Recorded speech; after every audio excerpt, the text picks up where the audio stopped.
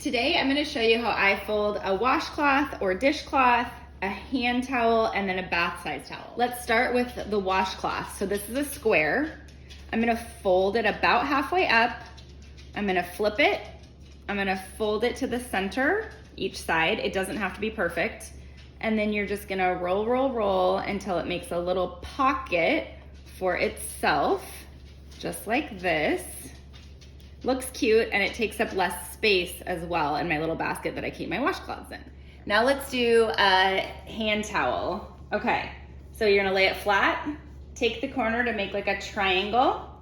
You're gonna flip it, and then you're gonna fold it again like that. And then you're just gonna roll, roll, roll, tight if you can. And then this top corner is gonna just tuck in to the top. Again, the tighter it is, usually the cuter it looks. I just tuck it right in there if you can. Looks cute, and it's gonna stay like that. Now let's do the bath towel. This is the most challenging just because it's more material, obviously. You can also do this with a beach towel. I'm gonna do it the same way I do a hand towel, but there's many different ways that you can do this. So let's do it this way. You're gonna take the corner, make a triangle. As I flip it, I'm not worrying about it being perfect.